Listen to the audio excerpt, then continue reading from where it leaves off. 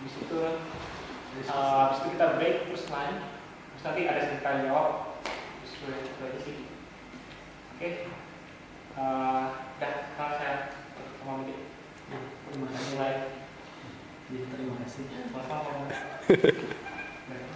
Itu kan bisa dihapus. Iya deh. Oke deh. Jadi sebenarnya sebagian besar dari kawan-kawan yang ada di sini kan sudah sarjana ya. Sebenarnya nggak terlalu sulit ya, kecuali yang belum sarjana.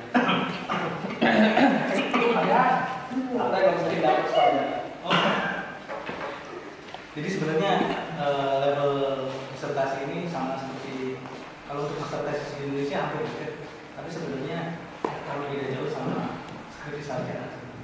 Kalau boleh jujur ya, ada beberapa tipe pembuatan disertasi atau cara pengerjaannya di makalah yang teman-teman lihat itu ada di situ. Saya nggak akan jauh dari situ, cuma umum aja supaya nggak beda antara yang sains dengan yang sosial. Pertama, disertasi itu dibagi tiga, dan ini biasanya berdasarkan cara penelitiannya. Jadi saya pakai bahasa Indonesia ya. Jadi yang pertama menggunakan literatur.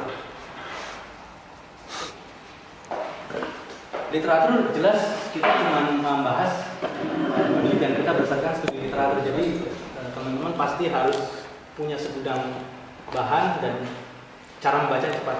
Di Uni ini ada kursus gratis untuk cara membaca cepat. Ada kursusnya. Jadi ada teknik untuk membaca dokumen secara cepat. Jadi nggak dibaca semuanya, kita bisa langsung nangkep isinya.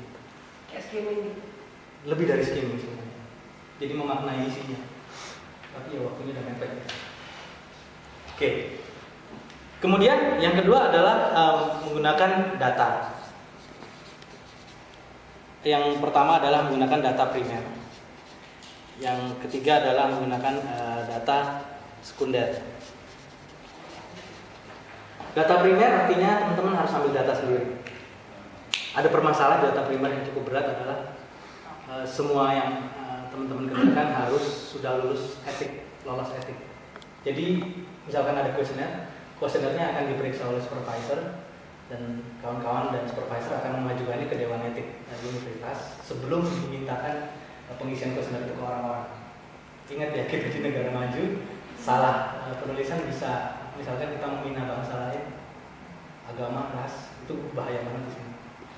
Jadi data primer ini kalau mau melakukan sekarang, mau melakukan penelitian dengan data primer, lakukan secepatnya untuk lolos etik. Dan yang menarik data primer adalah mengambil datanya di sini terlalu banyak dan mudah. Salah satu yang paling menarik adalah menggunakan sosial media. Mudah sekali. Kita kan pasti rata-rata punya teman di sosial media lebih dari 100 ya. Dan teman kita punya teman lagi 100.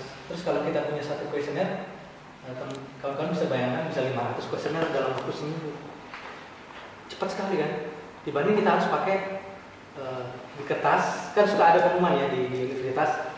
Kalau Anda mengisi kuesioner, Anda dikasih kayak souvenir atau Anda jadi bahan penelitian, Anda dapat fee 10-20 pound. Dengan data yang pertama kali, berarti kita olah informasi itu untuk pertama kali, berarti kita akan dengan bebasnya bisa mengolah data itu sesuai dengan tujuan kita melakukan penelitian. Menariknya nggak terganggu dengan yang lain, dengan hasil orang lain. Dan yang menarik lagi adalah data kita pasti sahih. Karena kita yang membuat menjadi kita yang bertanggung jawab. Kita sahih. Kalau selain kita ya supervisor. Ada teman yang kalau ada masalah dia akan juga. Oke, yang berikutnya adalah data sekunder. Data sekunder ini data yang diambil atau didapatkan dari hasil penelitian orang atau dari data primernya orang. Satu hal yang menarik data sekunder adalah pertama mudah, tinggal cari di internet banyak, tinggal bilang ke yang punya data, saya pakai datanya untuk penelitian di universitas mana, terus pakai surat dari universitas, langsung minta ke dia. Ya. Oke. Kalau data sekunder harus kita izin pemilik data atau Sebaiknya minta izin. nggak ada keharusan atau Sebaiknya nggak harus. Iya. Sebaiknya kalau mau agak sopan. Soalnya nanti kalau kita publish repot kalau kita nggak bilang itu data siapa. tapi kan kita seperti di referensi kita itu belum cukup ya. Sebaiknya minta secara resmi tertulis. Soalnya nanti kalau dia klaim repot kita. Jadi sudah publish 5 tahun tiba-tiba diklaim gelar kita dicopot. Ya. Itu melekat seumur hidup soalnya.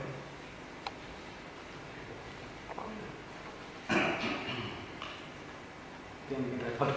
Oke. Kadang ada masalah karena interaksi dengan manusia itu kan gak gampang ya, apalagi organisasi. Kemudian kalau nyari data sudah ada, tinggal ada sekunder cari. Tapi harus hati-hati, data ini apa maksudnya, harus jelas. Banyak di internet data sekunder, jangan takut. Universitas juga punya data sekunder banyak sekali. Jadi kita tinggal pakai atau tanya supervisor penelitian apa yang sedang berjalan, yang sudah punya riset, sudah ngambil data, dan kita mau alignin sama riset dia dengan riset kita, karena toh dia supervisor kita. Biasanya dia akan kasih izin untuk pakai data primer.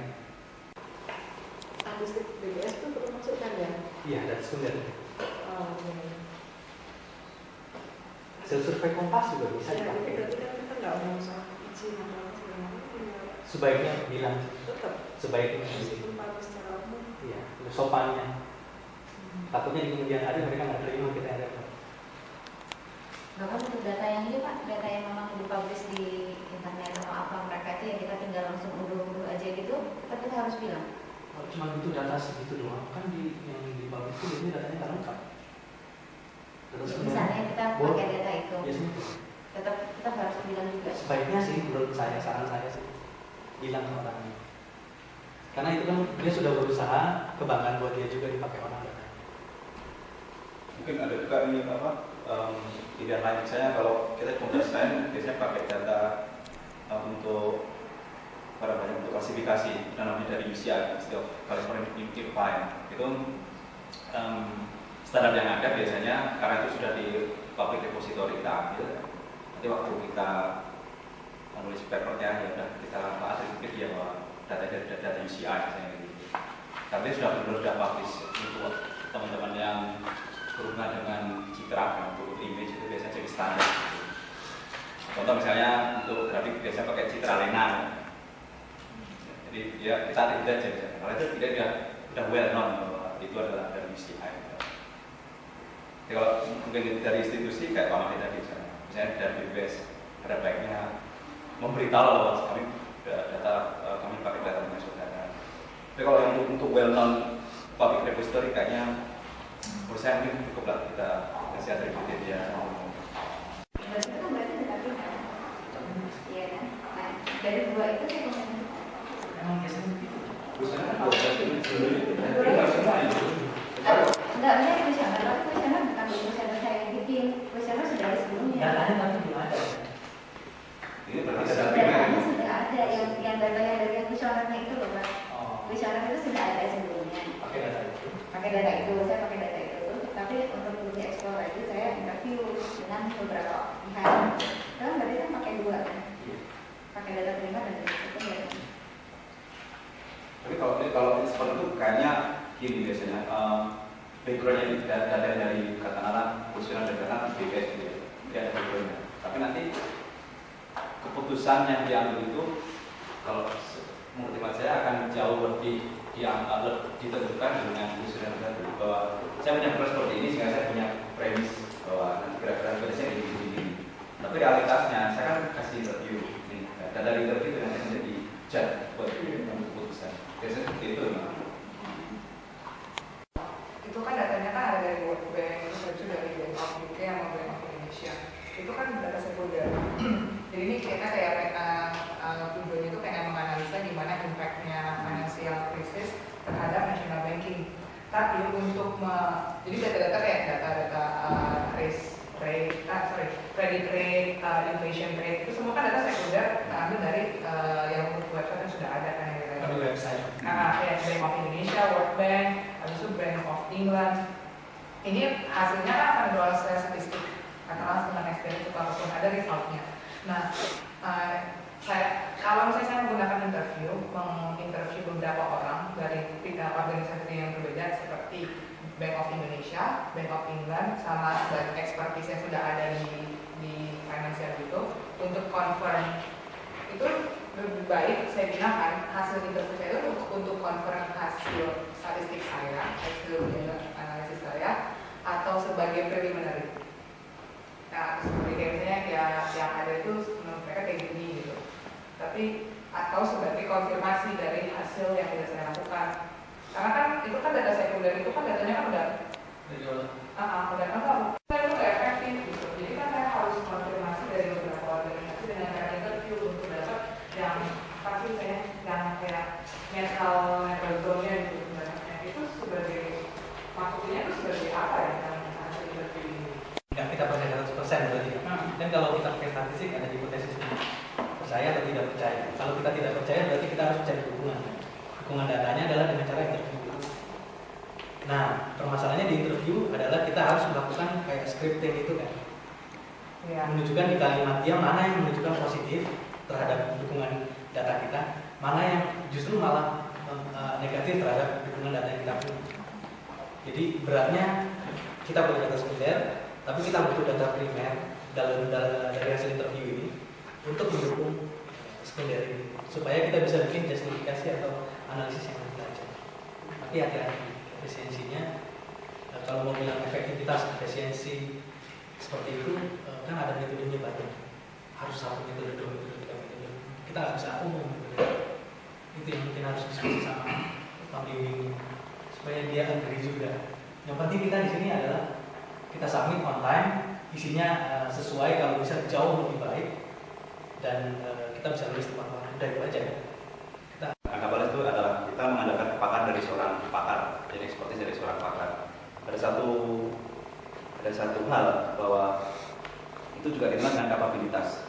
Misalnya begini, soalnya misalnya di Indonesia kemarin yang sempat membuat beberapa saat untuk bisa katakan digital forensik, bahwa bisa jadi kita mewawancari satu orang, tapi karena dia itu well known, dia itu diakui oleh katakanlah asosiasinya atau peer group-nya, sehingga pendapat dari satu orang ini mungkin bisa makan 10 orang. Jadi melihat kualitas atau kapasitas dari seorang narasumber itu juga perlu menurut saya. Itu dari saya misalnya Christine Lagarde, saya punya sistem begini akan jauh lebih dipercaya dibandingkan dengan siapapun yang ngomong berhubungan dengan misalnya kondisi ekonomi urban misalnya. Kalau misalnya wawancara itu, kalau saya sih kalau itu tergantung sama research question ya. Kalau ditanya correlation mungkin lebih rely on sama statistik. Kalau misalnya untuk wawancara itu lebih ke explanatory study atau yang lebih deskriptif, lebih ke mencari penjelasan kualitatif atau sebuah filosofi. Nah itu biasanya dicari sama kita pergi ke orang yang bisa merepresentasikan satu entitas itu. Bang dan karyawan itu kayaknya lebih terpercaya untuk memakai statistik. Sebenarnya itu efektivitas kebijakan dari central bank ke the way they prevent the financial crisis impact. Itu masalahnya adalah karena saya pernah kerja di bank, kita sebagai bank kan hanya mengikuti apa yang dikatakan central bank. Oke, segini inflation rate-nya, kita inflation rate segini, kredit rate-nya segini, pokoknya nggak boleh lebih dari ini gitu, atau lebih kecil dari ini. Nah itu kan sebagai orang banking yang berinteraksi langsung ke customer itu kan mengalaminya itu kan, dan ini nggak efektif gitu, itu justru malah merugikan customer, itu justru jadi merugikan ekonomi kita. Regulation terus disuruh interview nanya efektivitasnya kurang. Kalau menurut saya lebih valid lagi kalau misalnya pakai dari rating agency. Jadi ditahan dulu biar pengambilnya menyelesaikan materi dulu, mungkin nanti kita ada sesi keduanya. Kita nggak sampai. Oke, disertasi ini ada 3 cara untuk mendapatkan datanya atau melakukan penelitiannya. Pertama, literatur. Berarti bapak teman-teman sekalian, kawan-kawan sekalian harus membaca cepat, super teratur, artinya pagi siang sore itu udah lengkap daftar bacaannya untuk literatur karena waktunya pendek. Kemudian yang kedua adalah menggunakan data primer. Data primer ini banyak bentuknya, tapi salah satu problemnya adalah ethics. Gitu ya. Jadi ethics ini nggak bisa ditawar-tawar. Ya. Di Indonesia pun sekarang ethics sudah jadi bagian kalau penelitian pakai data primer. Untuk di negara maju nggak bisa ditawar, sudah harus ajukan secepat mungkin. Kayak Ima tadi bikin kuesioner, secepat mungkin kuesioner masukin ke supervisor, biar supervisor bisa bawa ke ethics. Karena di ethics itu nggak sebentar di ethics, agak lama. apalagi melibatkan kecil, orang sakit, waduh bilang lagi kayaknya gila banget. Tapi untungnya nggak ambil bagian, nggak ambil data primer sih, karena tahu proses tetap mengurus data mau lama, dibawa ke Board of Ethics nya. Risky. Berapa lama? Bisa 3 kali Ramadan. Artinya internet juga sedemikian merajalela, jadi data tidak diambil dengan mudah. Cuman hati-hati, caranya benar atau enggak kita nggak tahu. Lebih enak lagi kalau kita minta datanya ke orang yang punya data primer, sudah jelas siapa dia, penelitiannya apa, datanya didapat seperti apa. Setelah tahu model disertasi tadi ada 3 model mengambil datanya, yang berikutnya adalah hal yang menarik adalah membatasi topik.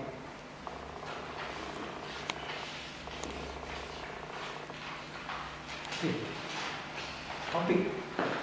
Teman-teman pasti punya ide banyak sekali mengenai topik.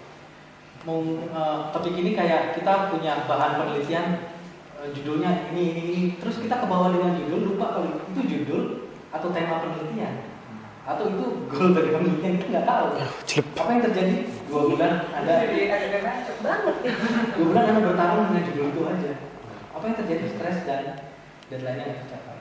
Penulisan disertasi ini terutama yang relasi dengan topik adalah saya mau menjelaskannya dari yang skala besar dulu, mengecil, atau dari yang kecil saya bikin relasinya jadi makin lebar. Ingat ya dulu bahasa Indonesia? Ada induktif, ada deduktif. Ya ada induktif, ada deduktif. Jadi gini, ini sebenarnya trik untuk mencari topik penelitian kita supaya spesifik. Tadi misalnya kawan Regina sudah kasih penjelasan mau mengerjakan seperti apa, gini. Tapi begitu melihat dari penjelasan kok bisa jadi lebar sekali ya, tapi bisa jadi terlalu sempit. Nah, sekarang gimana kita scoping yang kita mau kerjakan? Ini yang paling berat, scoping ini paling berat. Jadi kita bikin boundary dari pekerjaan kita ini supaya nggak keluar dari konteks, disertasinya kena, goalnya kena, tapi juga nggak mukul cuma di sekitarnya. Jadi kalau saya ilustrasikan,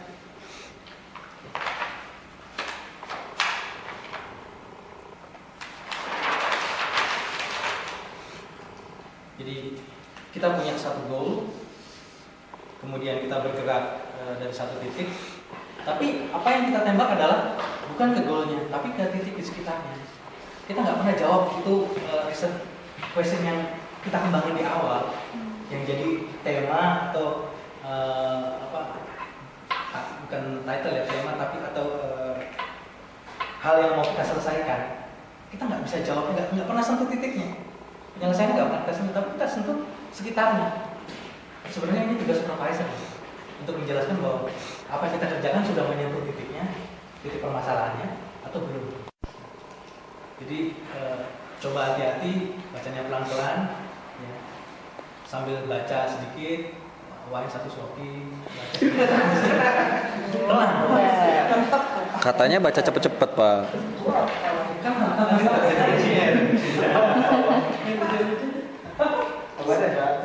Kalau misalnya kita ngambil sebuah data, maksudnya sebuah informasi dari internet, terus nggak kita olah, itu masih masuk ke literatur ya? Agak sulit untuk mengambil data dari internet. Maka misalnya cuma kita ngambil grafik atau chart atau sebuah hasil kayak tadi misalnya perkembangan ekonomi yang pertumbuhan di suatu negara, pertumbuhan ekonomi di suatu negara misalnya. Kita ngambil itu, kita bandingin beberapa negara misalnya. Kita cuma bandingin doang, tapi kita nggak olah pakai statistik atau apa. Literatur aja kan. Data itu cuma untuk menunjukkan bahwa literatur ini mendukung yang satu, literatur ini mendukung yang ini. Terus kan kita harus menunjukkan kemampuan kita ya, hati-hati. Di disertasi harus kita bisa memperlihatkan yang kemampuan kita selama ini studi, analisisnya itu muncul di disertasi.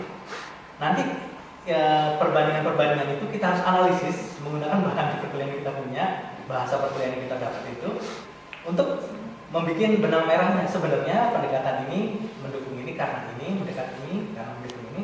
Akhirnya kita punya benang merah ke bawah bahwa ternyata pendekatan mereka itu ada irisan masing-masing.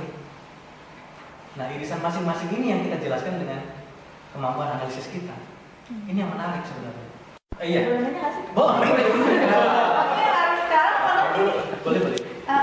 kalau misalnya literatur doang tanpa data itu sebenarnya emang bisa apa nggak sih Pak? Maksudnya kan literatur itu biasanya juga akhirnya nantinya juga menjurus apakah kalau misalnya kita spesifik jadi makanya kita butuh data. Kalau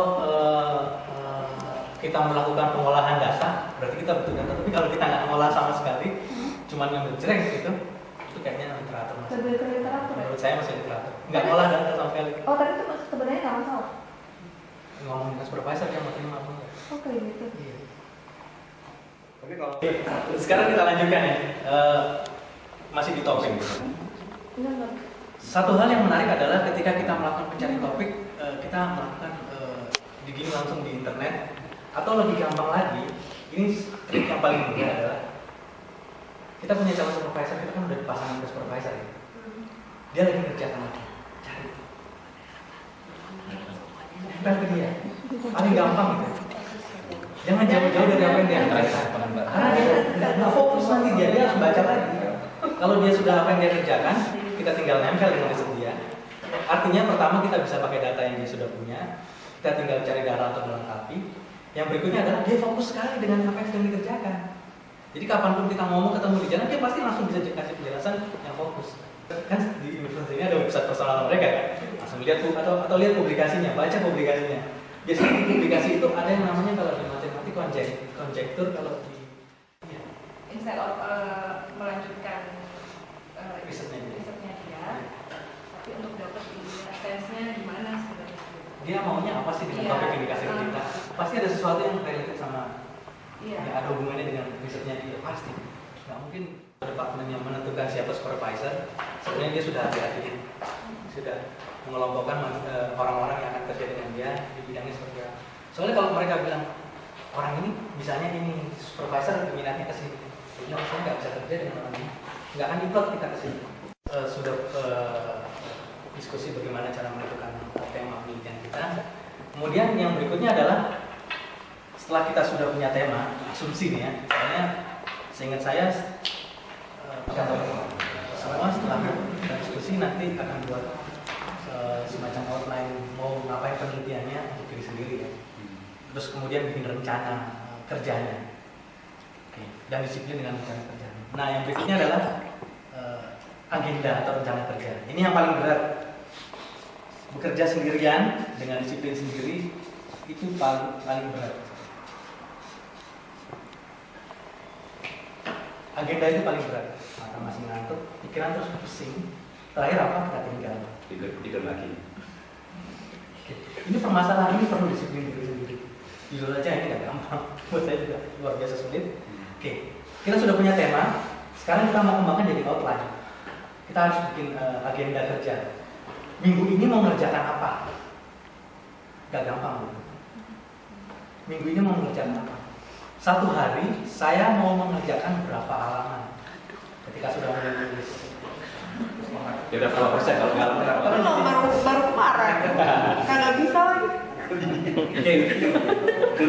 Untuk agenda melakukan pekerjaan disertasi ini atau penelitian mini project, ini masih mini project sebenarnya, adalah pertama Anda harus disiplin dengan apa yang Anda mau selesaikan.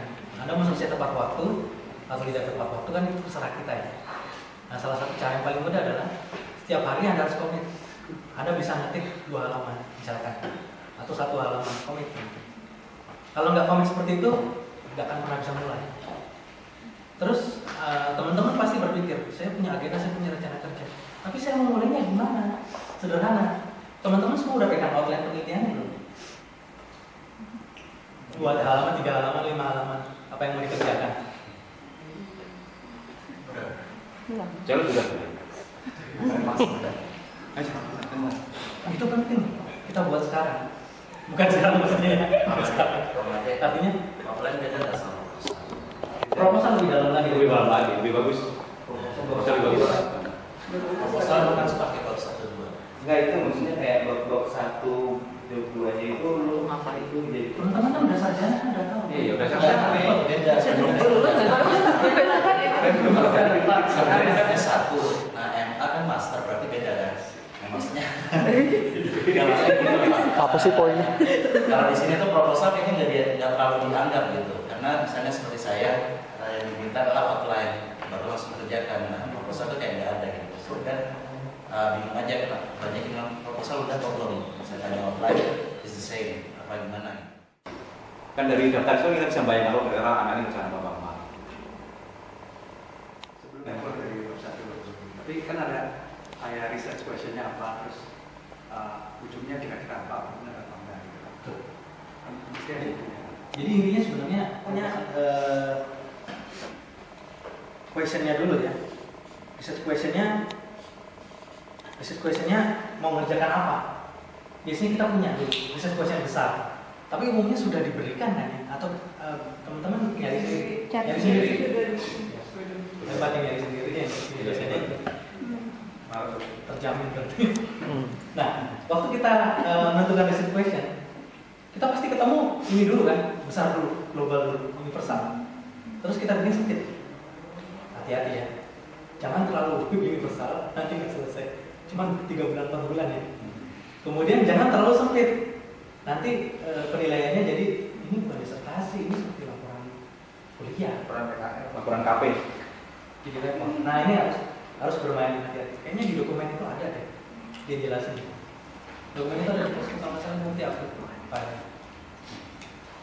Itu cuma contoh aja gimana orang mengerjakannya. Pada intinya aturannya masing-masing tergantung school dan departemennya. Pasti aturannya gitu. Oke, jadi saya bilang tadi, research question. Jadi ketika kita bikin outline atau untuk sekarang saya bilang proposal sama outline sama aja biar nggak bertanya masing-masing ya. Jadi kita harus punya pertama adalah research question. Research question ini Bapak Ibu, teman-teman mau. Ya malah. Kelas malam. Sorry saya lupa masih 19 dan 17-an. Jadi research question ini harus bisa kita decompose, harus kita bisa bikin. Ini kan satu research question besar, harus kita bisa decompose supaya dia sistematis. Jadi kita punya research question besarnya satu. Kemudian kita harus punya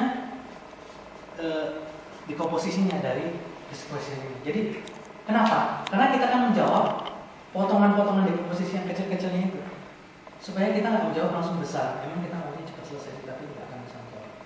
Jadi satu, misalkan tadi mereka bilang yang perbankan gitu, itu masih bisa dekomposisinya ada kan, untuk misalkan membandingkan sebenarnya research question jelas seperti itu, sudah punya seperti apa bayangan mendapatkan datanya.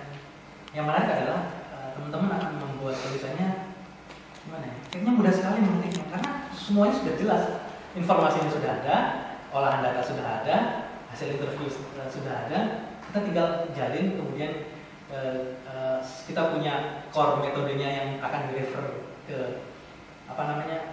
interview dan data tadi. Kemudian kita tinggal weaving aja, tinggal jahit aja informasinya. Terakhir dokumen kita selesai dengan sistematis.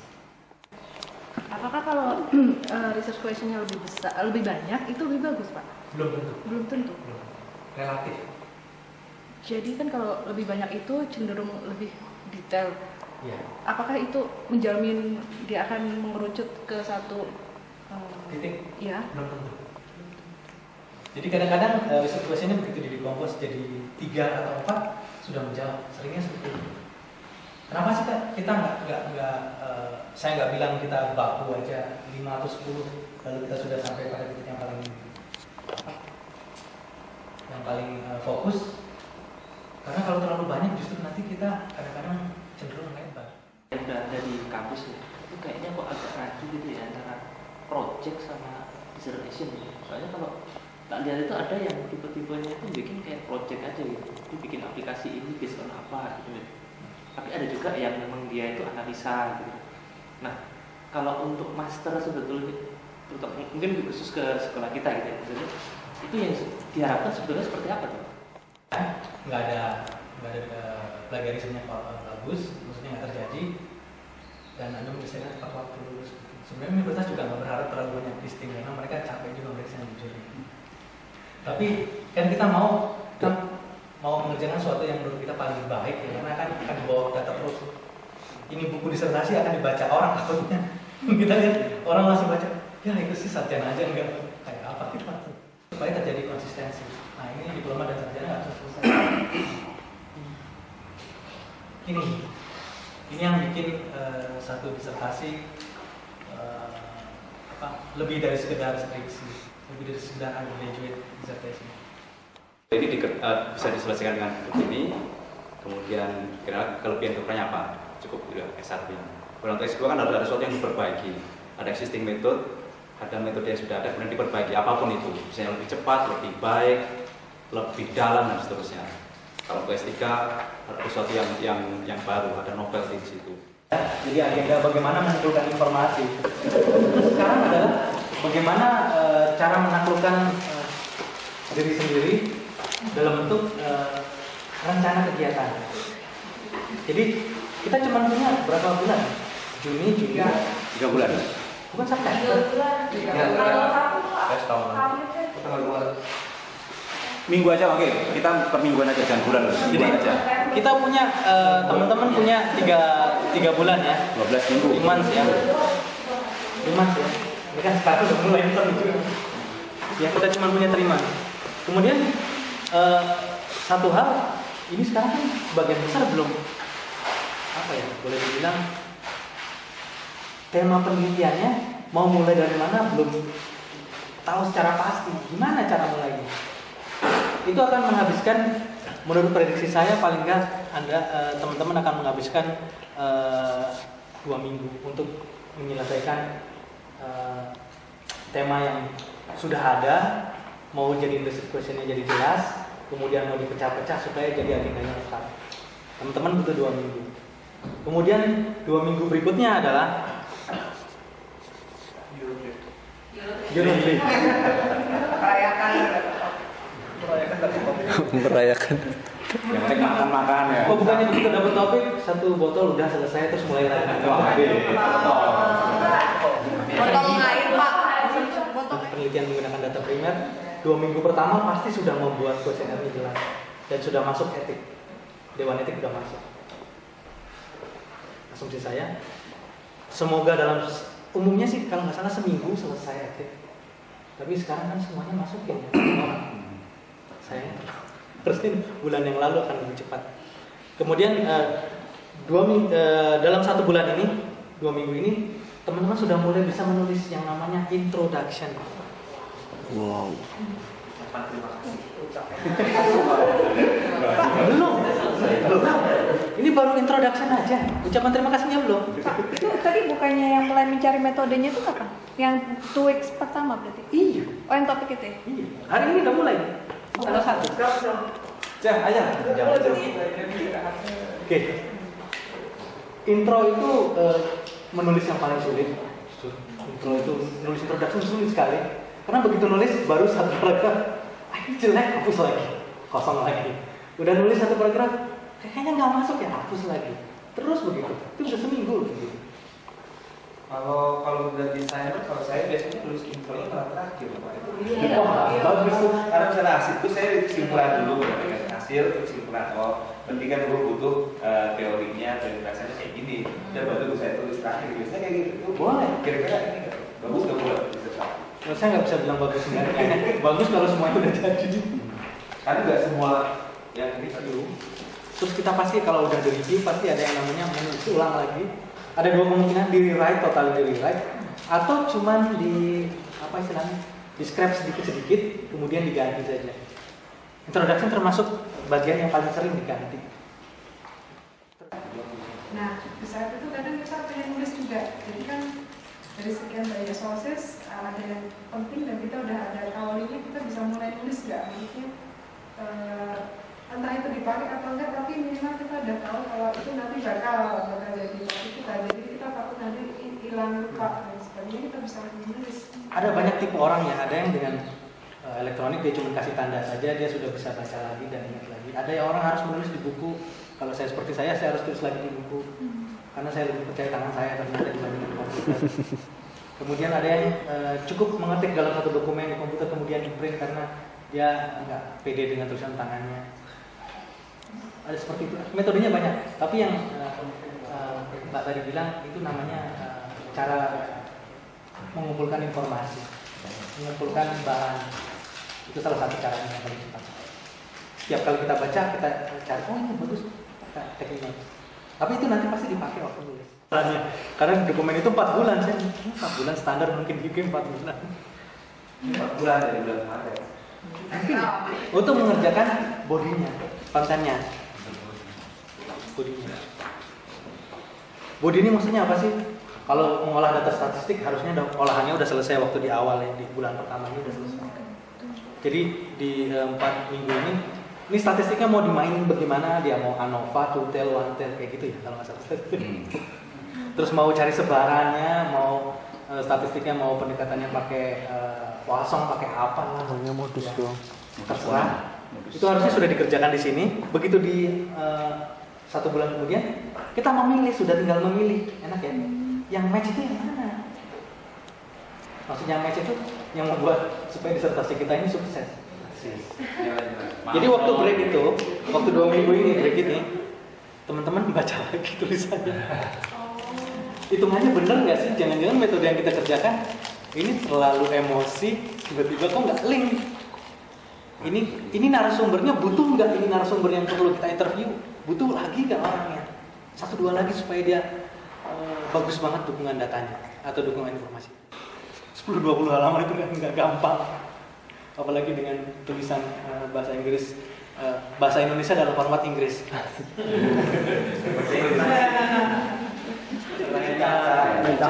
Oh, kamu yang ini nggak menarik kan? Kalau teman sendiri kan kita enak terimanya ya.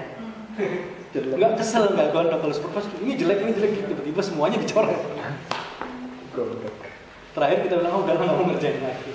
Kalau teman kan kita masih ya bisa lah berantem sebentar. Sudah confidence ya, teman-teman sudah baca, jadi bagus. Terus teman-teman dia proofread, terus kita bawa ke supervisor, oke, ini harus diperbaiki, kita kejar dalam 2 minggu ini cepat semuanya. Jadi kalau bisa, yang paling nyaman menurut saya 1 minggu sebelum submit semuanya sudah clear, kita tenang.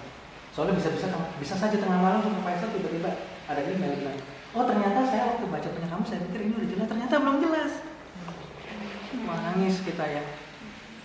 Nah, udah pesan tiket lagi atau apa? Tengah malam dia kirim email. Dia baru kepikiran pas lagi di kamar mandi lagi sial lagi. Kalau saya harus diikutin. Kita punya style masing-masing. Ya. Jangan terlalu ngikutin pagu atau orang ngerjakan di mana, nggak usah. Mana yang bikin enak aja. Tapi satu hal, disiplin. Menulis itu gampang tapi sulit. Yang bikin gampang adalah kita tahu idenya, tapi begitu mulai menulis 1-2 paragraf malas. Jadi coba di-push. Saya dapat training ini dulu beberapa tahun yang lalu. Nggak di master aja, di PhD juga ada malas gitu kalau mengerjakan tulisan. Jadi ketika mulai menulis disertasi atau laporan, jadi kita dorong misalkan 2 halaman sehari. Lebih bagus jangan kurang misalkan. Tapi waktu mulai pertama paling 1 halaman itu berat. Itu per word atau maksudnya konsultasi. Nah konsultasi itu per bab atau Konsultasi ke siapa? konsultasi ya.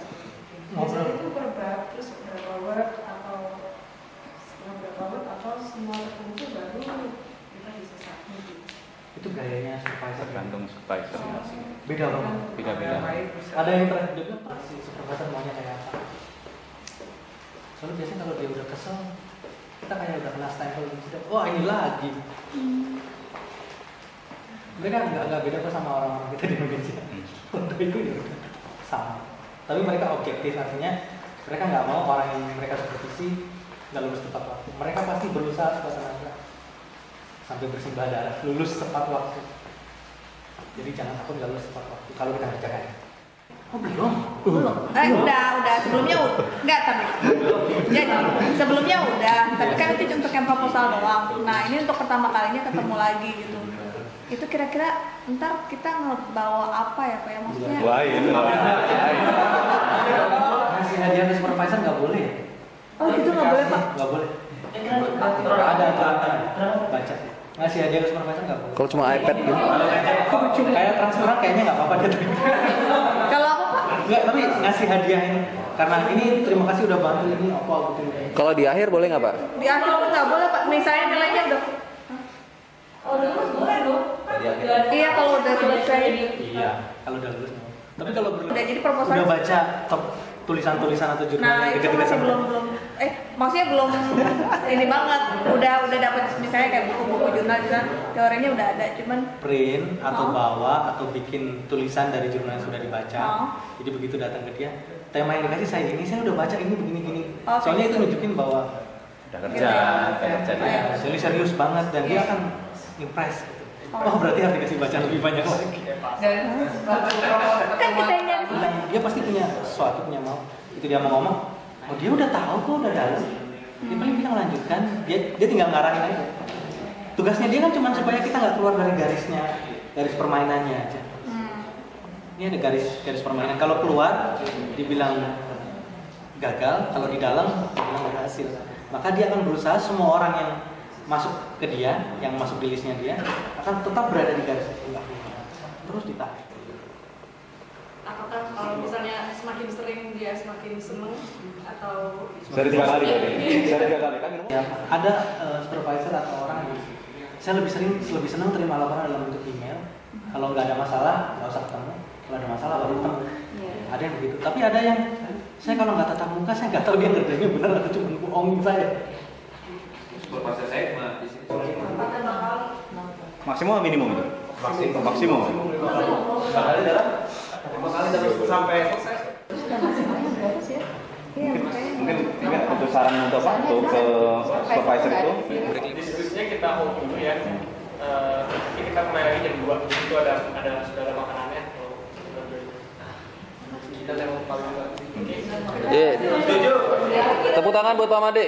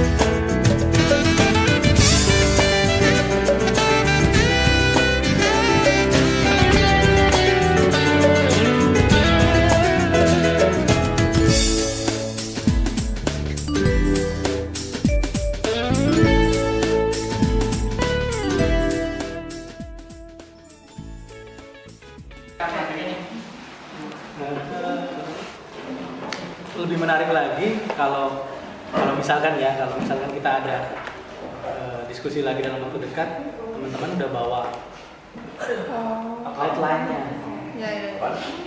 Teman-teman udah bawa outline-nya mau ngerjain seperti apa, terus kita diskusi sama satu dengan yang lain, kita bikin grup.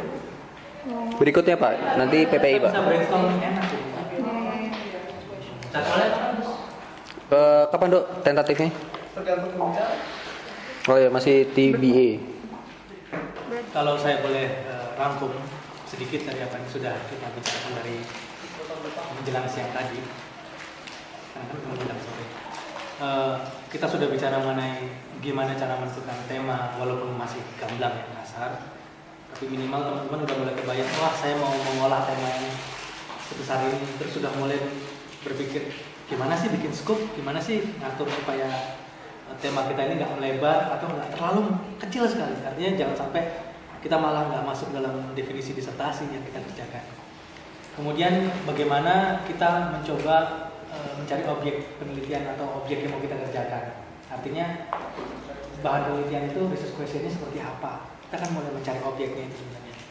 Terus bagaimana mengolah supaya kita bisa menghasilkan satu tulisan sebenarnya atau laporan dari objek yang kita coba selesaikan masalahnya. Satu hal sih buat teman-teman, coba berpikir lebih visible, maksudnya berpikir idealis ya perlu, tapi juga mulai berpikir kontekstual. Ingat 3 bulan. 3 bulan seberapa dalam sih realistis, tapi juga idealisnya jangan dibuang. Kalau realistis nggak idealis nanti sekenanya. Nggak enak kan kalau lulus apa adanya. Untung aja di ijazah di sini nggak ditulis lulus apa adanya.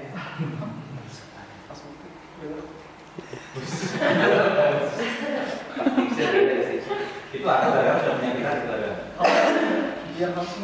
Dan paling menarik adalah kita kerjasama dengan teman, tapi bukan kerjasama konten. Kerjasama artinya kita diskusi. Kadang-kadang teman itu idenya saya ngerjakan gini caranya, mungkin saya ngerjakan dengan metode A, saya ngerjakan dengan metode B. Tapi ketika dilihat kita nggak perlu pakai metode dia, metode B, tapi cara kerja dia bagus. Apa nggak kita coba? Ini masalahnya menarik yang banyak. Kalau dulu saya jadi supervisor anak sarjana, mereka tuh pokoknya mau seenaknya mereka aja, yang penting langsung jadi.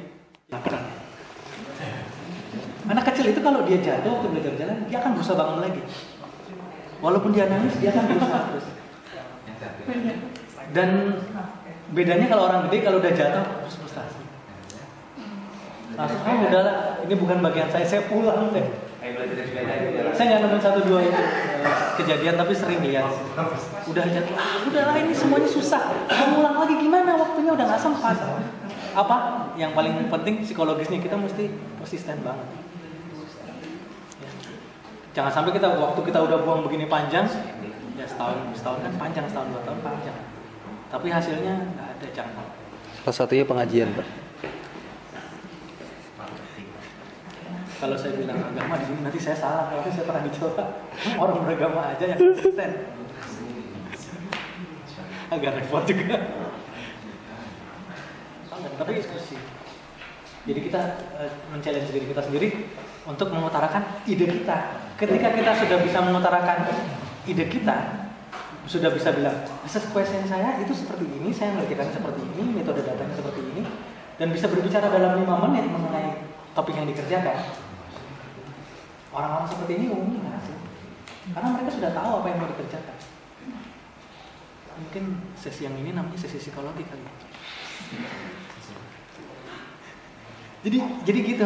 Saya juga baru tahu ketika saya coba ngomong sama banyak orang yang udah pengalaman riset, mereka bilang kalau kamu nggak bisa mengutarakan riset kamu dalam 2-5 menit atau terlalu panjang kamu ngomong dan kamu banyak potongan di tengah jalan, berarti kamu belum tahu apa yang sedang kamu kerjakan sebelumnya. Sok juga, yang kamu menghina sekali. Tapi benar. Walaupun nggak terlalu lainnya. Tuh coba susun deh. Gak usah dalam 1 menit, dalam 5 menit. Tema yang dikerjakan seperti apa? Mau mengerjakannya bagaimana? Langkah-langkahnya, metodenya seperti apa? Mau memulai strukturnya seperti apa? Tiap 6 bulan, anak itu selalu ada review. Kita terbiasa di Indonesia, kita menyiapkan PowerPoint segala macam. Kalau di tempat kami ada 1 pembimbing, kemudian minimal 2 dosen yang nanti akan jadi penguji juga. Karena kita orang Indonesia, saya sudah menyiapkan juga PowerPoint segala macam. Kalau kita duduk di ruang, duduk di sidang, dia bilang gini yang ketua ujian depan, saya kasih waktu kamu 5 menit, kamu cerita apa yang kamu kerjakan. Jadi kalau kamu bisa, ya sudah, coba dibilang. Dan itu real, apa yang dilakukan itu real di tempat kami. Bahwa kamu harus bisa mengekspresikan semua idemu hanya dalam 5 menit dan tidak perlu pakai rumus segala macam. Kamu ngomong aja di depan kami 5 menit. Setiap saat nggak asik kan tadi makan, kira wah saya bahannya kok nggak jelas sih. Jadi makan malah minumnya yang banyak. Terus begitu ketemu supervisor, kok dia maunya kayaknya baru padahal yang dia ngomongnya diulang dengan bahasa berbeda aja. Cuman itu aja yang diomong, tapi kok kita kayaknya baru, terus kok dia tambah ngasih beban saya terus sih? Padahal kenyataannya enggak. Dan kita udah defensif duluan. Hobi ini nggak termasuk ke pub ya. Minum air. Jadi hobi ini misalkan ngurusin tanaman, ngurusin binatang, kita pasti tahu luar dalam mengenai hobi kita itu. Ngurusin binatang kayak misalkan senang sekali punya anjing yang kecil. Tahu banget si anjing ini kalau tidur jam berapa, makannya apa, kalau sakit jadi gimana. Sampai kita tahu sebegitu tahunya. Detil. Tapi begitu disertakan temanya ya tahu, ngerjainnya nggak tahu. Nah ini. Oh iya, saya mau ini aja sekalian nanya dan nge-state juga apa yang udah saya kerjain. Siapa tahu mungkin Bang Ro bisa ngasih sebuah saran atau ya kira-kira itu path-nya udah benar atau belum. Jadi waktu itu saya disertasi saya itu ngomongin tentang bagaimana sebuah aspek kultur di benua Eropa itu affect attitude of leadership di setiap kultur. Yang saya lakukan itu adalah saya ngambil ada suatu proyek, ada suatu eksperimen yang dilakukan oleh kumpulan akademis, itu dibuat di satu buku tebal banget, dan itu mereka melakukannya itu di seluruh dunia. Jadi itu panutan saya utama. Tapi saya itu cuma Eropa, dan di luar itu tidak di buku itu sendiri itu diolah dari teori yang dilakukan oleh macam-macam akademis yang lain tentang kultur dan leadership. Yang terutama saya baca itu tentang Gerd Hofstede, ngomongnya soal dimensi, kultur dimensi gitu. Jadi yang pertama saya lakukan adalah menjelaskan apa yang namanya cultural dimension dan bagaimana cultural dimension yang dibuat tahun 1980 ini sudah diproses di tahun 2004, karena eksperimennya tahun 2004. Jadi saya jelasin di situ ada eksperimen itu di dalam literatur itu mereka menjelaskan tentang kultur, tentang dimensi leadership dan lain-lain di literature review saya. Untuk setiap negara Eropa ini sudah berbeda, dan kita bisa melihat bahwa di lingkup Eropa Barat yang direpresentasikan oleh Inggris dan Eropa Barat yang direpresentasikan oleh Jerman, Eropa Timur oleh Rusia dan Inggris ini, tiga negara ini sangat berbeda. Oleh karena itu memang pada akhirnya saya berkonklusi bahwa memang kultur itu affects towards their development of leadership gitu. Karena mereka mengambil banyak source-nya itu, dan untuk merangkum segitu banyaknya itu sudah bagaimana itu? Sebenarnya kalau ini saran aja, kan pasti ada limit ya. Iya. Kan laporan itu limit itu untuk dikasih ke orang, ke lapor ke universitas. Yang kita kerjakan pasti lebih dari limit kan. Mendingan kalau mau aman, kerjakan sampai melebihi limit, baru kita seleksi mana yang mau kita ikutkan, mau kita include ke dalam laporan kita. Jadi kita dapat yang terbaik. Bukannya kita karena terlimit 5.000 ya kita bikin 5.000 aja karena sulit. Padahal kita bikin aja 10.000, tapi ternyata ini bagian ini kita bisa sisihkan karena berulang. Bagian ini bisa kita masukkan karena ini penting banget dan sistematikanya jalan kalau ini masuk. Baru kita kalimatnya kita optimize. Butuh orang untuk membaca, itu dia, kita bisa optimize kalimat kita. Kadang kita jelaskan satu data, satu paragraf, padahal 3 data dalam satu paragraf bisa kita jelaskan. Kalau ditarik lagi leadership macam apa, mungkin bisa jadi disertasi. Itu tinggal, jadi disertasi itu cuma narik sedikit lagi, leadershipnya macam apa. Itu udah semi bisnis psikologi itu. Yeah. Kalau pandangan saya bisnis. Kalau ngomong punya berapa tadi 7.000, jangan saya 7.000 gitu. Ada orang yang cenderung dia pokoknya gue nggak mau lebih dari 7.000, bab 1 gue 1.000, bab 2 3.000, let's say gitu ya. Dia explore nggak mau lebih dari situ supaya tetap konsensus. Tapi ada juga mazhab yang satunya lagi yang kayak brainstorming, semua tulis dulu sampai berapa 10.000, terus baru ditulis apa esensinya. Nah, dari pengalaman Pak Made yang udah nulis ratusan ribu kata, kira-kira ada kan sebenarnya ada berbeda kekurangan itu. Nah, kira-kira mana yang lebih prefer? Karena kita menulis dalam bahasa Inggris ya, kita jujur aja nature-nya, kalau saya nature-nya agak sulit ketika menulis satu paragraf sudah concise banget, itu sulit. Maka saya selalu kelebihan. Ketika sudah lebih baru saya padatkan lagi, padatkan terus. Tapi untuk teman-teman yang sudah kata masalah begini, yang sudah bisa bilang bahwa dari pagi menjelang malam, lalu menjelaskan dari pertengahan siangnya itu dengan 1-2 kalimat saja selesai, nggak perlu nulis lebih sih pasti. Kalau kita memang bisa nulisnya concise banget dalam satu paragraf dan clear gambarkannya, nggak usah takut. Tapi kalau kita nggak yakin, memang lebih baik lebih sih. Kalau buat saya masih agak lebih dulu, baru dipadatkan lagi, lebih lagi, padatkan. Udah dipadatkan masih kelebihan lagi, terus biasanya kita tarik keluar. Lalu pilih leadership sebagai goalnya, kemudian coba dilihat dari 3 representatif negara itu, dilihat semuanya leadershipnya. Kita lihat dengan nyata. Kalau misalkan kan biasanya kita ngomongin leadership itu apa. Tapi leadership itu masih bola besar tuh, masih bisa dipecahkan. Grup terus milih Eropa Barat, negara ini, Eropa Timur, negara ini. Itu ada proses lagi nggak untuk menentukan itu? Apa kita random aja? Ada baca sih untuk pemilihnya gitu. Pernah nggak dipertanyakan? Kalau pemilihan kenapa milih ini nggak dipermasalahkan. Di Rusia kenapa nggak milih Romania atau kenapa nggak milih Perancis, kenapa milih Jerman juga. Kalau Inggris memang saya ambil karena mau membuktikan aja ke supervisor, oh memang orang Inggris kayak gini. Terus kan harusnya ada juga Eropa Tengah misalnya, Slovakia atau Austria, misalnya. Kemudian yang saya tanyakan, impactnya mau apa ini? Saya contoh sekarang, ini loh dengan adanya model leadership dari Eropa Barat dan Eropa Timur, sekarang terbukti nih, dengan adanya krisis ekonomi sekarang, Jerman prevail misalnya. Rusia insya Allah prevail, tapi realisasinya dia kuat karena masih ada sumber minyaknya. Aku Rusia itu mungkin makan 2.000 kata itu sendiri.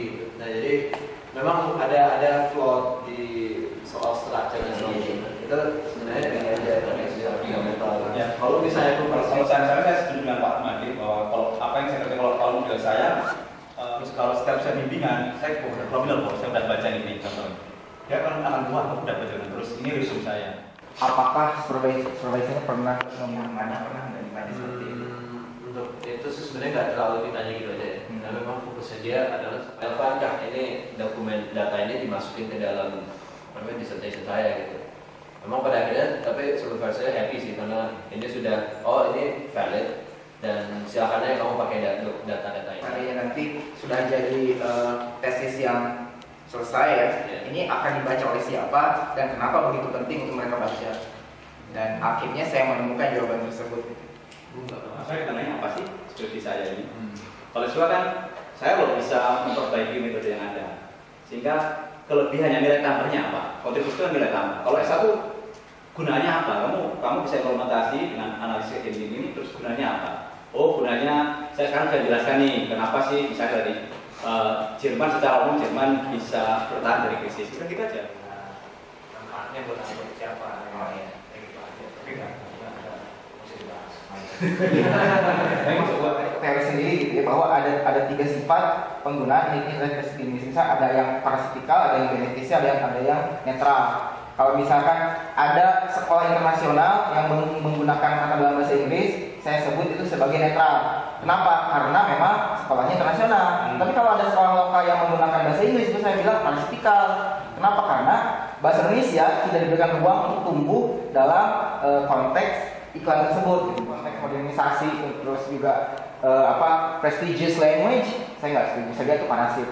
Kalau misalkan untuk pariwisata itu beneficial karena penting. Terus saya pas melihat hotel di Bali, saya kaget kenapa hotel di Bali nggak menggunakan bahasa Inggris. Apply ke kerjaan yang baru, saya sudah mengerjakan seperti ini. Ingat ya, apa yang teman-teman kerjakan sekarang kan dibawa sampai bank. Iya, melekat sudah bisa dibuang tuh. Dan lebih parah lagi dipublish online sama universitas. Jadi orang yang ngasih gitu, dia bohongnya kerjanya ini. Kalau yang paling rendah aja bisa melakukan, apalagi yang di atas ya. Kalau nggak bisa dilakukan. Di level yang hilang aja bisa, apalagi di atas yang hilang. Wah.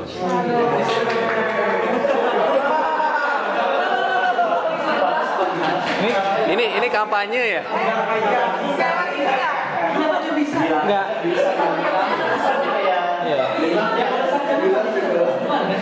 Berarti kriteria ini calon ketua forum Jumat ini? Iya.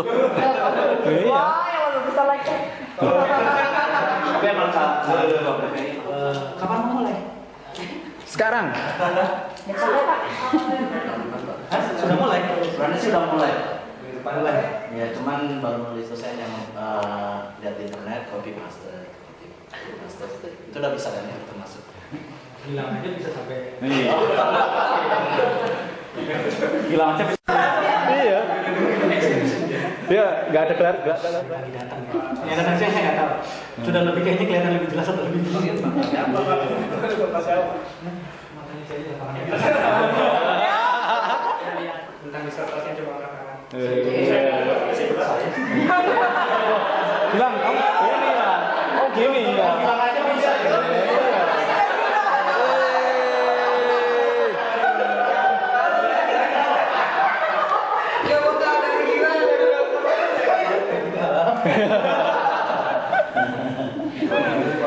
Didoain masalahnya.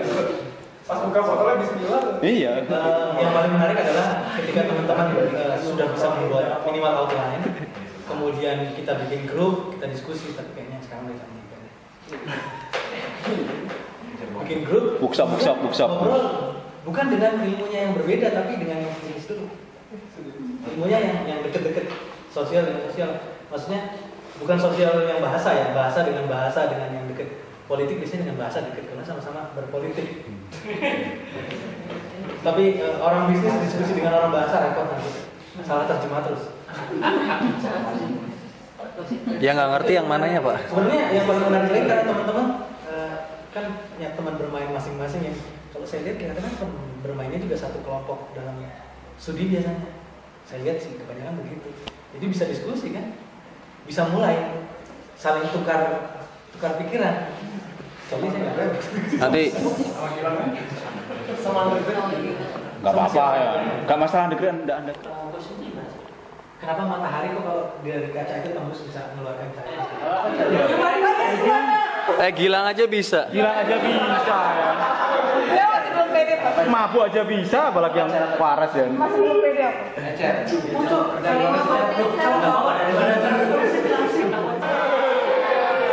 Gilang, ulang lagi. Teknis sama the challenges FDI di contohnya di Indonesia. Yang polisi itu Pak. Foreign direct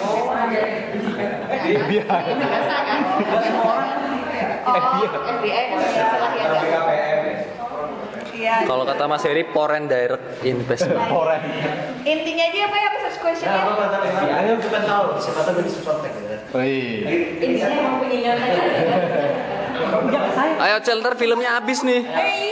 Jadi research question-nya, kalau yang pertama, what kind of policies and promotional techniques that should emerging markets apply to the substitute of the FDI?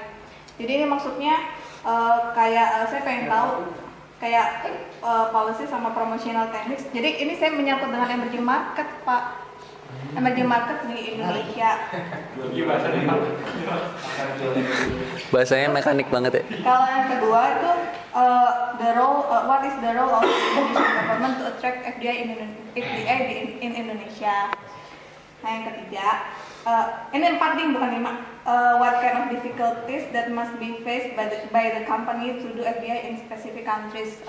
Dalam cakupannya sih di sini di Indonesia. Jadi saya nanti bakal ngasih contoh 2 perusahaan yang ada di Indonesia yang baru kayak melakukan FDI. Misalnya? Contohnya sih sekarang masih Toyota sama L'Oreal ya, dia kan baru. Yakin bisa dapat? Nah itu saya masih belum yakin, makanya itu saya masih yang bingung tentang datanya ini, kayak gitu. Bukan saya bingungnya itu tentang itu sih, saya kemarin tuh bingungnya tentang datanya ini sebenarnya apa, maksudnya gimana gitu. Literatur aja. Nah, saya nggak tahu ya, pokoknya yang data sekunder, tapi data sekundernya bentuknya literatur, Pak. Makanya saya bingung itu bisa apa enggak. Dan saya belum konsultasiin ke ini juga sih, apa maksudnya supervisor bilang, ya ini bisa apa enggak datanya itu, kayak gitu saya juga masih bingung sih. Data kita di print nih, sumbernya udah jelas, dia setuju agree. Oke, agree, kalau kamu agree paraf di sini gitu. Dia pasti, aduh. Tadi udah oke. Masa kita tergantung manusia. Paraf, masa enggak? Mungkin kan? Tergantung manusianya juga sih. Report aja setiap kali. Tanya sama lobbynya. Itu kayak gitu bisa. Iya kan? Biasanya kayak kok taruh report. Itu salah satunya lebih menarik tuh, video itu kayak gitu. Nah, itu kan recorder cuma yang iPhone supaya cuma suara doang kan. Nah, tidak ini itu suka beda, makanya kalau aku biasanya boleh nggak kalau aku record juga supaya bisa tetap ingat. Oh ya kalau voice oke. Banyak kan mereka OP kok nggak boleh kalau situ kita bukan native. The attractive yang tadi sesuai tema ya, the attractiveness sama the challenge untuk foreign direct investment di Indonesia. Soalnya kan Indonesia ini kan sekarang udah masuk ke dalam emerging market juga kan, yang termasuk yang potensial. Nah, jadi Terus. Jadi ya di sini saya pengen tahu sebenarnya yang menariknya sama challenge-nya untuk melakukan FDI di Indonesia itu. Menarik dia. Apa luarnya? Perusahaannya Yang mau masuk. penanganan atau informasi untuk saya sendiri di titik yang barusan tadi, terhenti tadi. Begitu kita berhenti, kita sebenarnya sudah bisa ngerasa di sini saya nggak tahu, titik ini saya nggak tahu. Ini ada masalah scoping mungkin yang tadi Bang Ade bilang, scopingnya mungkin bisa dilihat juga dari kacamata yang Joe bilang. Jadi kalau investment itu bisa lihat dari, kalau investment itu kan ada yang Indonesia sih mau butuh investasi jenis apa sih sebenarnya? Kita yang ngedirect butuh apa, kita undang mereka. Atau ada yang kita ikutin pasar yang mau datang ke Indonesia siapa aja ya kita ikutin maunya mereka. Gitu.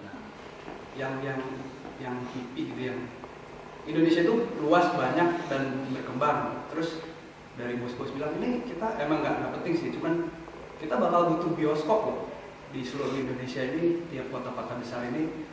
Kita ini peluang pasar yang besar untuk membangun bioskop di semua kota-kota besar ini. Misalnya by design itu kita ngerasa penting, nah kita arahkan ke situ dari sisi policy kita gitu. Atau mau dibalik, kalau kita mau ngikutin dari market yang datang ke Indonesia itu sebenarnya siapa aja sih pemain besar, kenapa mereka pilih Indonesia. Nah itu yang diassess, kenapa mereka pilih Indonesia dan apa aja yang kira-kira mereka kenapa jadi pilih negara lain misalnya. Banyak demo kan karena mau naik UMR. Akhirnya gini, oke sekarang saya sebagai pemerintah Indonesia, saya nggak mau lagi nerima investasi yang padat karya. Saya pengen yang padat modal saja deh. Makanya kemarin misalnya Foxconn datang karena tetap dia pabrik, tapi kan bukan pekerja kasar yang kayak buruh-buruh sekarang ini. Karena saya nggak mau lagi ribut lah, karena itu ngabisin energi. Saya pengen yang foreign direct investment yang padat modal aja sekarang, yang memberikan nilai tambah lebih besar. Gimana sekarang? Gimana gitu? Sialan lah nanya. Kalau di permasalahan kita itu yang lalu, kalau dari histori itu ya, histori dari kakak kelas itu ada beberapa yang ngambil memang dari kalau review dan ada yang mengambil data sini dan ada yang memang dari data dari Indonesia. Kemudian saya ngambil kasus Indonesia dan data Indonesia. Kemarin mencoba mencari data di Indonesia, pada detik D-nya ternyata di departemen saya nggak punya semua.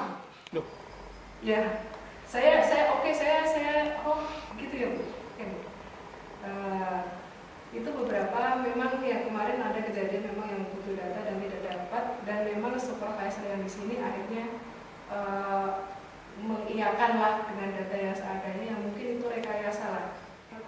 Susah untuk mencari data terkait kereta api karena memang bisa tapi pengalaman dari teman-teman yang di Indonesia pun mereka butuh waktu antara 2-3 bulan untuk mencari satu passenger di satu stasiun. Data untuk setiap orang pasti punya salah satu yang namanya kode etik waktu dia bekerja. Saya bisa bilang makanan yang saya makan sehat itu kalau mengandung ABC, etiknya saya punya gitu misalnya. Tapi orang lain punya etiknya masing-masing. Itu sebenarnya tergantung etiknya. Kalau saya ambil cuma dari data dari orang bekas bungkus goreng pisang, saya bilang datanya sahih. Tapi kalau menurut orang bilang enggak, ya kita nggak bisa ngomong apa juga. Itu sih sebenarnya itu masalah di data. Itu kenapa ada dilema ya, dialektika ya. Kan kita tuh adanya itu ya sudahlah kita gunakan seoptimum mungkin ini. Tapi palingnya kalau ada yang data dari gresek-gresek itu loh, palingnya kan ada gambaran. Oh kira-kira misal nanti profesor setuju bahwa kita harus generate data dalam tanda petik ya. Jadi palingnya kan sudah ada tolok ukurnya, sudah ada fondasinya yang data dari gresek. Kalau saya simpulkan sekalian saran sama Barka, kalau kita kumpul begini kan kadang-kadang kita punya akses yang nggak terduga ya. Misalkan saya punya akses ke Bakir ini nggak mungkin banget ya. Kita punya data, kita punya misalkan data traffic statistik di stasiun kereta, sebenarnya di BPS aja bisa aja kita dapat itu.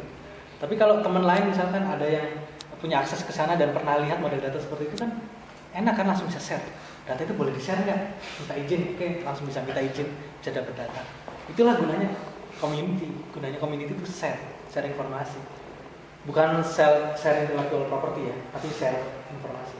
Jadi bisa dapat data itu di sana, bisa dapat informasi itu di sana, informasi itu di sini karena kita punya network. Semoga kita tidak nantinya pertemuan kembali selalu dari sini bukan di basement KPK ya. Kan pegawai KPK. Atau jadi ketua KPK kan? Biasanya network itu yang membuat kita jadi lebih cepat menyelesaikan masalah. Justru seringnya seperti itu, yang saya alami sih seperti itu. Karena ketika kita mencari data begini kayak tadi gitu, stuck, data dapat dari mana? Kan kita nggak menduga teman lain ada yang punya akses ke sana, kita nggak tahu. Karena kita nggak pernah utarakan itu. Gunanya diskusi seperti ini yang menarik. Ya. Butuh data, misalnya Revina butuh data BI, kita punya orang dari BI, siapa tahu ada data yang bisa dipakai. Celi? Bukan. Bukan ya? Bukan ya? Ini kerja ini. Gila Celi. Mau butuh misalnya Revina butuh data investasi untuk Indonesia dari selama 5 tahun dari sekarang ke belakang. Itu kasih. Cari lagi ya? Kasih. Kababnya, kasihnya sama pelaksananya. Cari supervisor ini. Mereka cuma pindah kantor ke berikutnya. Data Bappenas Mbak Ima? Ima? Kemdagri, Pak. Oh, Kementerian Dalam Negeri. Temennya. Bisa nanya dong? Hah? Bisa nanya ya? Kementerian Dalam Negeri. Kenapa? Tuh kan? Kita ngobrol lagi. Tapi lebih terpecah-pecah, nggak terkoordinir begini. Artinya kita sudah bicara gimana menentukan aim dari research kita.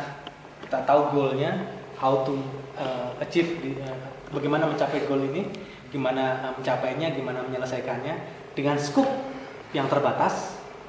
Jadi scope atau boundary-nya sudah kita buat.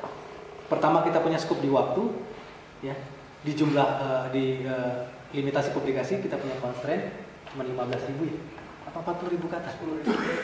13.000, Pak. 12. Disertasi laporan Maksimal 12 kayaknya. 10.000 berarti itu tantangannya untuk membuat kalimat itu concise banget loh. Itu bukan masalahnya nggak tercover, concise. Makin kecil itu makin concise itu makin bagus. Makin susah. Wajar kamu cara. Susah. 12.000. 12. Saya kenalan 11.000 berapa? 12.000 menjelaskan permasalahan sebegitu besar. 5 lagi. Berarti saya 2 itu udah dikit banget, Pak. 2 apa? 2 research question. Mungkin belum didekompos aja. Oke. Jadi kalau semakin sedikit jumlah kalimat bukan berarti semakin cepat ngetiknya, bukan. Semakin sulit optimize-nya, tapi justru semakin menantang, artinya membuat laporan kita lengkap dalam tempo sesingkat-singkatnya. Sorry. Jadi kalau ada pertanyaan mau ngobrol silakan ngobrol, ketemu di jalan silakan ngobrol dengan yang lain. Jangan lupa botolnya. Belum tentu saya yang tahu informasinya, belum tentu. Saya kebetulan lebih tahu aja karena pernah jadi supervisor anaknya 1 dan anak 1 kan gampang dibohongin ya. Berarti Gilang bohong. Gilang tadi bohong tadi bohong semua tadi. Enggak, ini kan Gilang lebih dari S1. Kalau anak 1 di Indonesia cuma saya bilang, ini harus selesai, kamu harus ngambil datanya uji statistik. Kalau enggak saya nggak lulusin. Aduh Pak, gimana? Betul mati saya. Dia nggak kerjain aja dia lulus. Wah, sponsored by. Oh ini enggak, saya enggak. Sponsor by. Jadi mohon maaf kalau ada kata-kata yang membuat sakit hati. Bukan maksudnya saya membuat contoh misalkan pakai Gilang, karena betul-betul paling gampang. Gilang lebih kelihatan atau Celi lebih kelihatan karena kalau mereka saya jadikan contoh mereka nggak marah ya. Saya marah. Oh.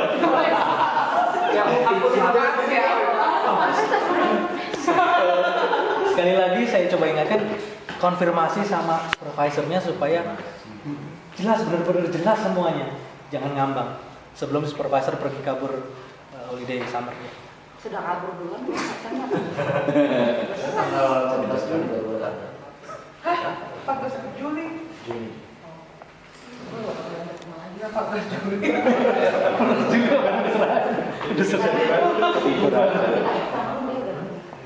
Oke, sebelumnya itu kemudian kalau teman-teman ada informasi mengenai data, misalkan ada teman-teman itu kita yang kalau atau Celi ambil datanya gimana? Ada yang punya jalur data, tapi bukan jalur belakang ya, jalur resmi. Sebaiknya kita share informasi itu. Kalau saya jumlah data apa ya? Data internet kan ya. Bisa kita lakukan pencarian data. Buat saya nyari data nggak masalah karena ada istilah 1 menit ya, social engineering. Artinya saya bisa mencari data sesuatu data yang saya butuhkan berdasarkan goal saya di internet tanpa saya harus bertanya data itu dari mana sumbernya, hanya dengan menggunakan search engine yang tersedia di internet. Itu bukan suatu yang sulit. Ya. Tapi permasalahannya ini kita mau publish, nggak bisa itu, nggak bisa data-data dari social engineering kita publish, nggak bisa. Contohnya mau cari jumlah pengguna Facebook orang Indonesia yang ada di Birmingham itu nggak sulit.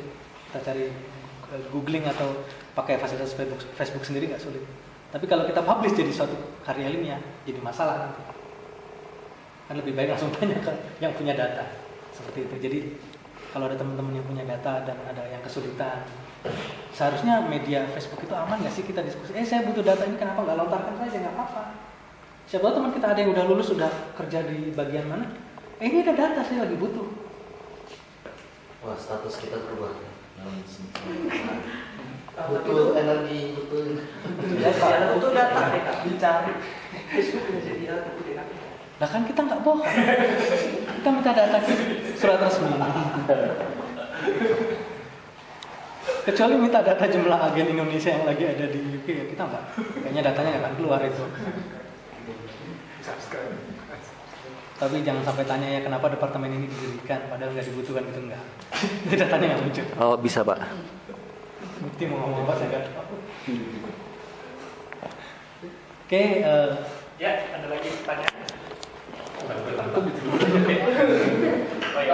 Politika. Nah, tanya Mas, kapan mulainya? Gimana dia tahu? Mari kita ucapkan terima kasih kepada Pak Made dan kawan-kawannya.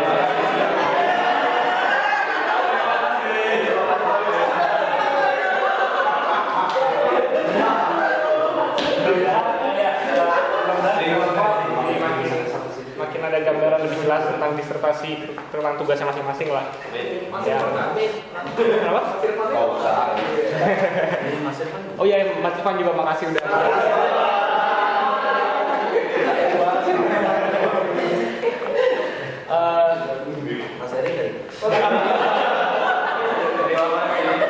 Dari saya sendiri, dari teman-teman Indosok, kita ngucapin terima kasih udah pada datang.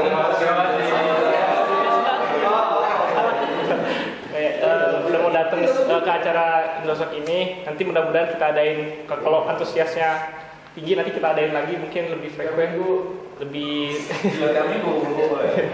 ya biar lebih seru sharingnya, biar lebih cepat selesai disertasinya. Amin. Cepat pulang. Yaudah, itu aja sih dari saya. Semoga disertasinya makin lancar. Ketemu lagi di disertasi workshop berikutnya. Amin.